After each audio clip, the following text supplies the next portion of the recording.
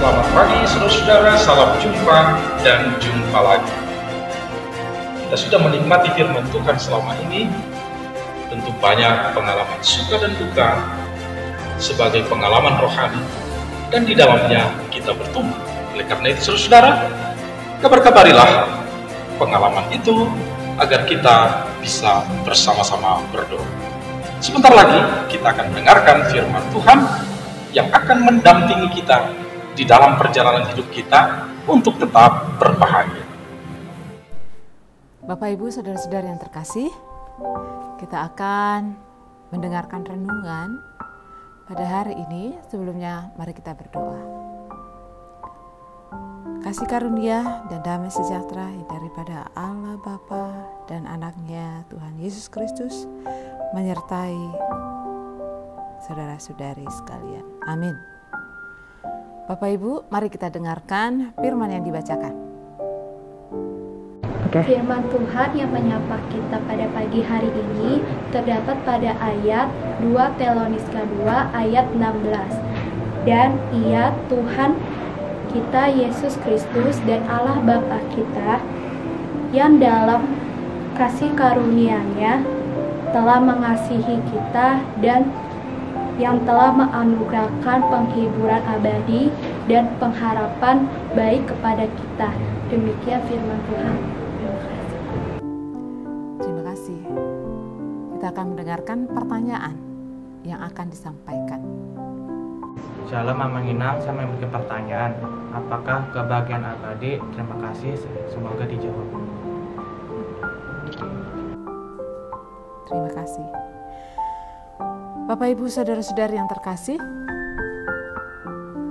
kalaulah firman Tuhan, saya ulangi lagi akan membacanya. Dan Ia Tuhan kita Yesus Kristus dan Allah Bapa kita yang dalam kasih karunia-Nya telah mengasihi kita dan yang telah menganugerahkan penghiburan abadi dan pengharapan baik kepada kita. Apakah yang menjadi tujuan mengapa Tuhan menganugerahkan, yaitu penghiburan abadi?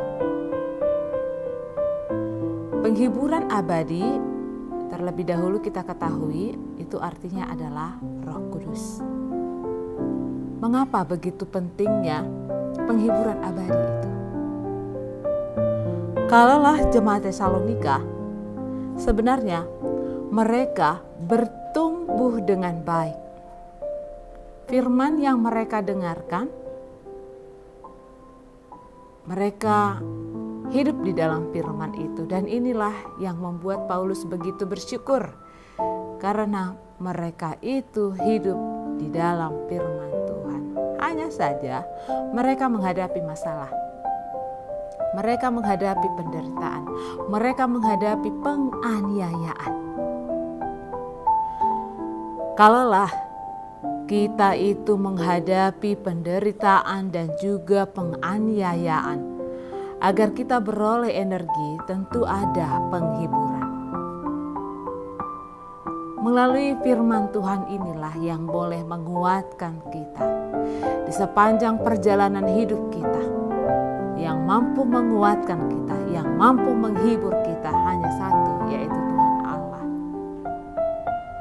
Kalaulah firman ini begitu mengingatkan kita bahwa sekalipun penderitaan itu kita hadapi,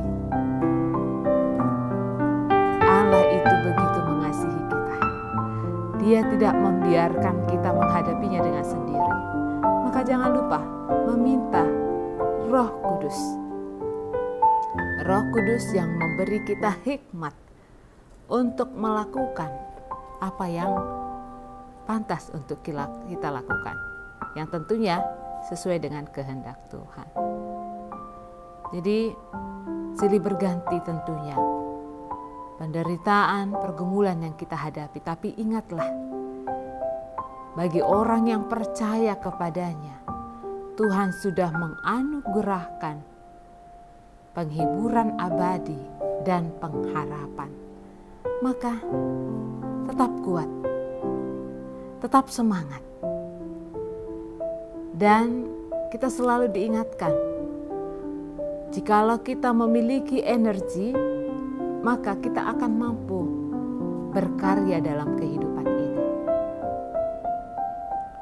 Bapak, Ibu, saudara-saudari yang terkasih, biarlah firman Tuhan ini membekali kita untuk lebih semangat ke depan dalam menghadapi setiap permasalahan yang walaupun pada saat ini kita dalam keadaan yang terpuruk, tapi ingat, Tuhan itu selalu mendampingi kita. Tuhan itu peduli kepada kita. Jangan menganggap kita itu sendiri menghadapinya. Ada Roh Kudus yang memampukan kita untuk kuat dan juga teguh. Maka biarlah Tuhan Yesus yang senantiasa memberikan kita Roh Kudus sehingga kita mampu